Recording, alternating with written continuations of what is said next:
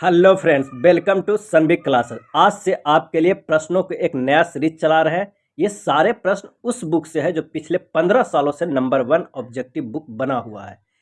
इस बुक से प्रश्न हमेशा पूछा जाता है किसी भी एग्जाम में। हम बात कर रहे हैं लुसेंट के न्यू एडिशन बुक वस्तुनिष्ठ सामान्य ज्ञान से।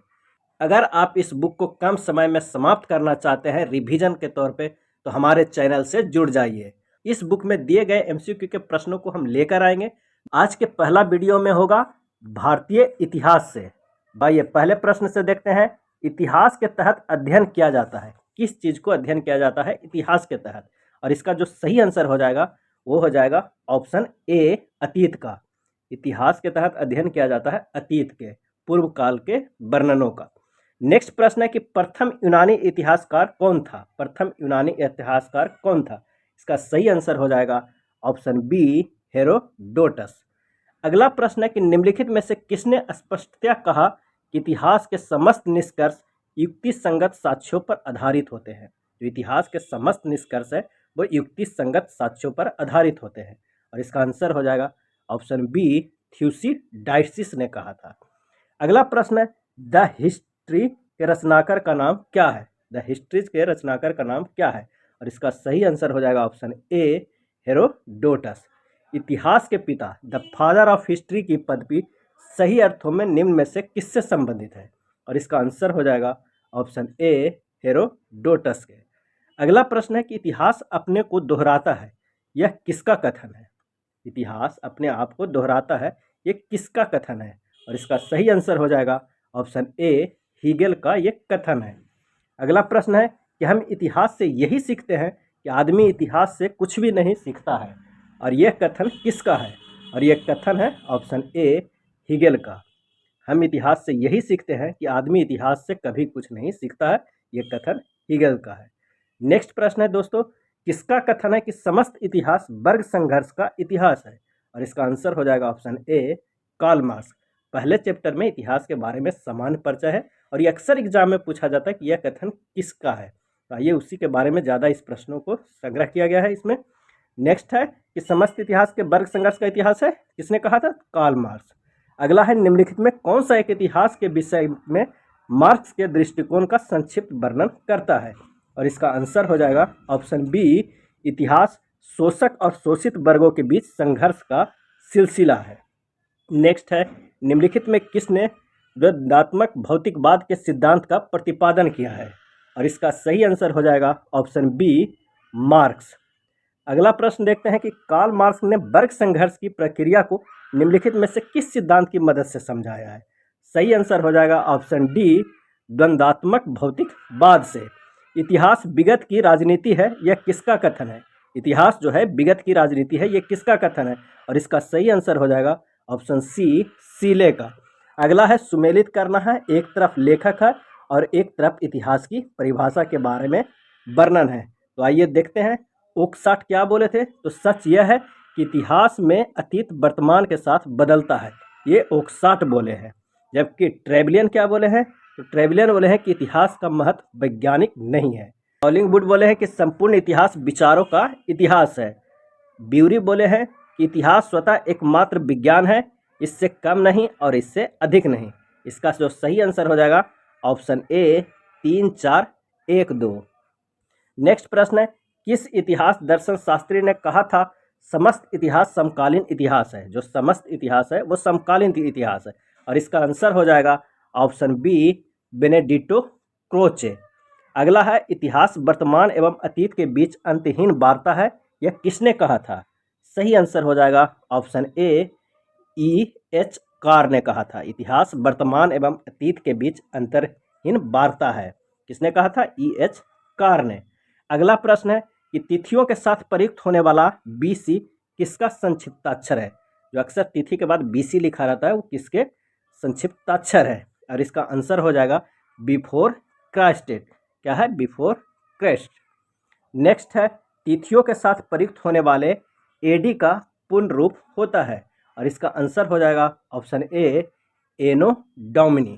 क्या होता है AD का मतलब? एनो डोमिनी। नेक्स्ट है, वर्ष 50 ईस्वी पूर्व, और इसका सही आंसर हो जाएगा वर्ष 150 ईसा पूर्व के बाद आता है। जो 50 ईसा पूर्व वर्ष 150 ईसा पूर्व के बाद आता है।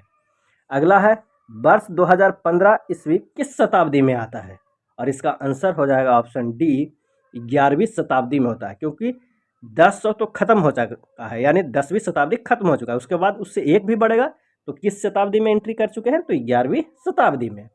नेक्स्ट प्रश्न है कि सूची 1 और सूची 2 को सुमेलित करना है। एक तरफ संवत्सर दिया हुआ है, एक तरफ किस समय की गणना के बारे में वर्णन किया हुआ है।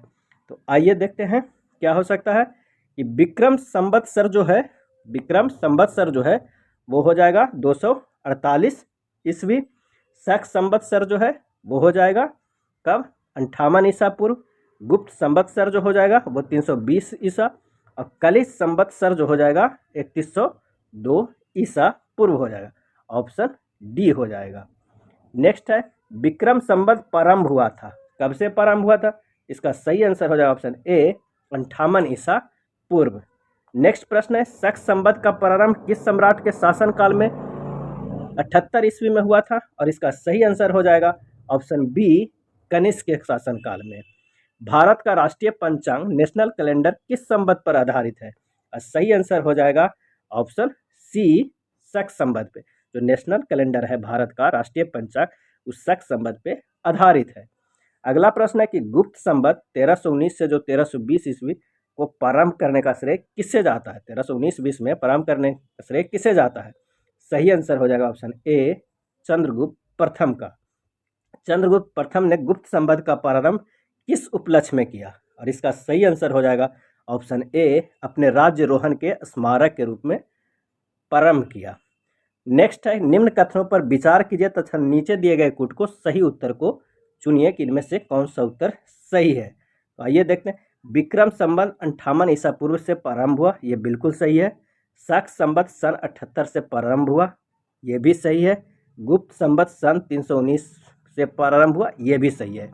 भारत में मुसलमान शासन का युग सन 1192 ईस्वी से शुरू हुआ, ये गलत है। इसका आंसर हो जाएगा ऑप्शन सी। अगला प्रश्न है कि हर्षवर्धन ने 606 ईस्वी में हर्ष संवत की स्थापना किस उपलक्ष्य में की थी, और इसका सही आंसर हो जाएगा ऑप्शन ए अपने राज्यारोहण के उपलक्ष्य में। अगला प्रश्न देखते हैं कि निम्नलिखित में वह कौन सा संवत है जो कलचुरियों द्वारा प्रयुक्त किए जाने के कारण कलचुरी संवत भी कहलाता है। इसका आंसर हो जाएगा ऑप्शन सी त्रैकूटक संवत। कौन सा संवत, तो त्रैकूटक। चालुक्य विक्रम संवत का प्रचलन किसने किया, आंसर हो जाएगा ऑप्शन सी विक्रमादित्य 6 ने। निम्नलिखित में से किसे एक नए संवत चलाने का यश प्राप्त है, और सही आंसर हो जाएगा ऑप्शन डी लक्ष्मण सेन को। नए संवत चलाने का यश प्राप्त है लक्ष्मण सेन को, ऑप्शन डी हो जाएगा। अगला प्रश्न पे देख चलते हैं। निम्नलिखित में कौन सा वर्ष दिसंबर 2009 में शक संवत का वर्ष होगा। सही आंसर हो जाएगा ऑप्शन ए 1931।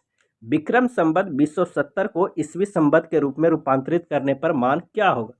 सही आंसर हो जाएगा ऑप्शन डी 2013। विक्रम एवं शक संवत के आरंभ के बीच कितनों वर्षों का अंतर है, ये अक्सर एग्जाम में पूछा जाता है। इसका सही आंसर हो जाएगा ऑप्शन सी 135 वर्षों को। विक्रम और शक में कितने वर्षों का अंतर है, 135 वर्षों का।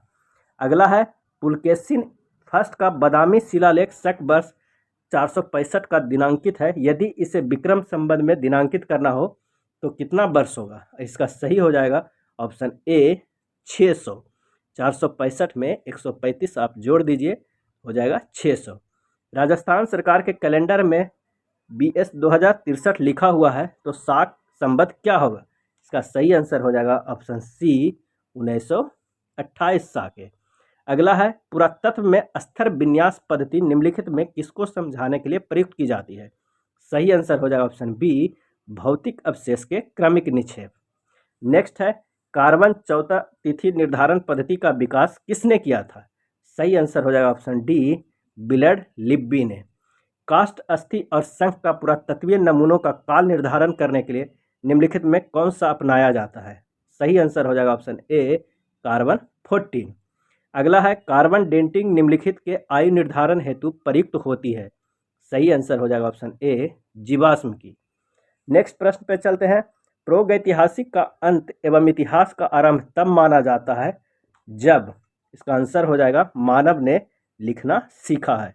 प्रोक्त इतिहास का अंत एवं इतिहास का आरंभ तब माना जाता है जब मानव ने लिखना सीखा है। अगला है, भारत के संदर्भ में ऐतिहासिक काल हिस्टोरिक पीरियड का आरंभ कब से माना जाता है? सही आंसर हो जाएगा ऑप्शन सी 600 ईसा पूर्व से। नेक्स्ट है, हिंदू सभ्यता को आद्र ऐतिहासिक सभ्यता कहा जाता है क्योंकि इसमें यह प्रमाण मिला है। क्या प्रमाण मिला है? लेखन का। ऑप्शन ए सही हो जाएगा। शक संवत पर आधारित राष्ट्रीय पंचांग नेशनल कैलेंडर का एक चैत्र ग्रेगोरियन कैलेंडर की निम्नलिखित तिथियों में से किस एक के तदनुरूप है?